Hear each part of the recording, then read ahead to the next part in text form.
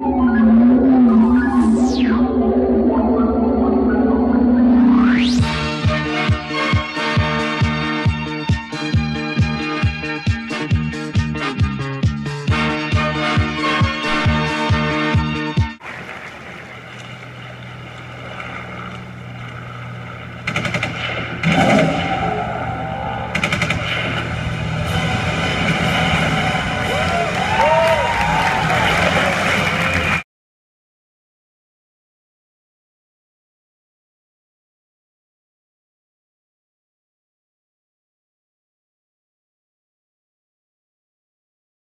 on a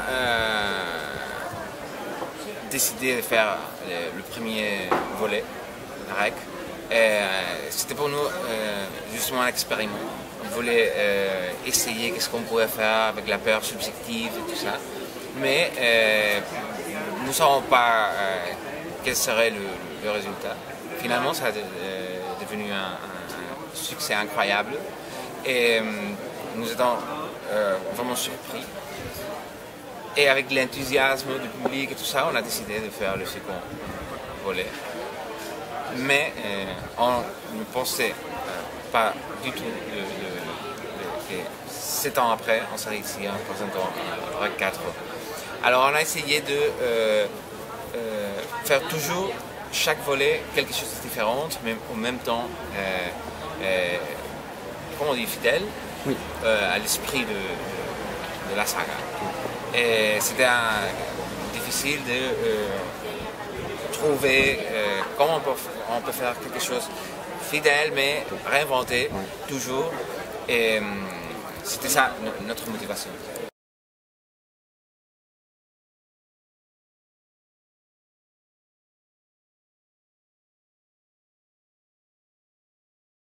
Je sais pas, mais peut-être il y aurait Alien 3, par l'oppression et la claustrophobie, et il y aurait La Chose et beaucoup d'autres choses, parce que c'est un film qui est un hommage, un grand hommage au genre.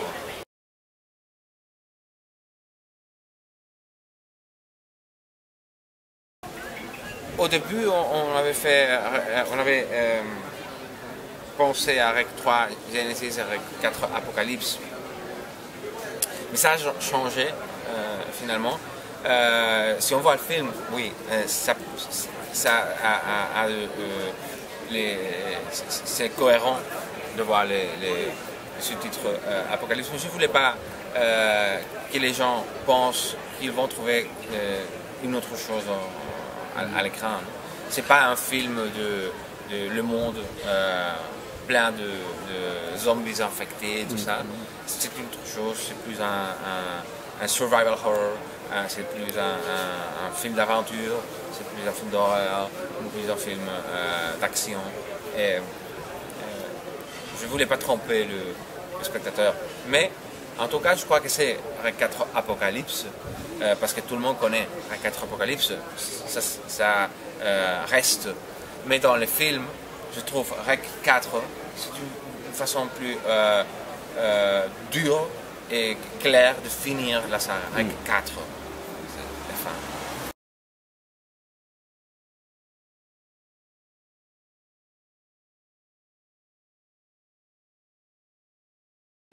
Oui, on savait qu'on ne pouvait pas, on pouvait pas rester avec cette narrative subjective, parce que pour que ça marche, on doit justifier parfaitement pourquoi il y a cette narrative. À REC, on avait la justification. C'était une femme, c'était une fille, un journaliste qui enregistrait un reportage avec son cameraman. Et c'est une justification parfaite. Au deuxième volet, c'était justifié aussi parce que c'était un groupe d'intervention. Normalement, cette sorte de groupe porte une caméra pour enregistrer des missions et tout ça. Mais c'est très difficile de justifier encore d'une façon naturelle et pas forcée. En même temps, REC est sorti, ça fait 7 ans. Et 7 ans après, le monde est différent. Il y a eu, pendant cette année, une sorte de genre, c'est le genre de found footage, de caméras subjectives, qui a devenu un phénomène. Alors REC, c'était quelque chose d'original, c'était quelque chose, une rupture, et maintenant ça ne serait pas comme ça. Et de la même façon, on voulait toujours se réinventer avec chaque volet. On voulait faire quelque chose de complètement différent, mais comme j'ai commencé au début de l'interview, disons, mais fidèle à l'esprit. C'est ce qu'on a dans REC 4. C'est une autre chose, rien à voir, mais en même temps, si, c'est REC. On retrouve dans votre filmographie des thématiques qui sont toujours semblables, donc ces peurs qui viennent de l'enfance, mais aussi en parallèle aussi toute cette enfance qui est contaminée, en fait, qui est corrompue, parce qu'en fait même dans Malveillance, il y a une petite qui est diabolique, et c'est quelque chose qu'on retrouve également dans REC. D'où ça vous vient cette thématique récurrente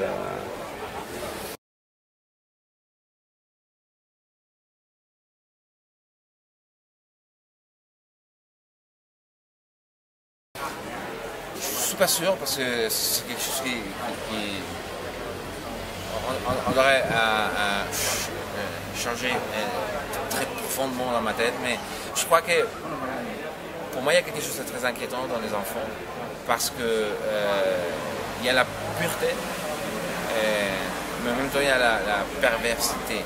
C'est une sorte de mélange et ça c'est quelque chose d'inquiétant. Et c'est peut-être ça qui fait que les enfants sont des éléments très très efficaces pour un film d'horreur.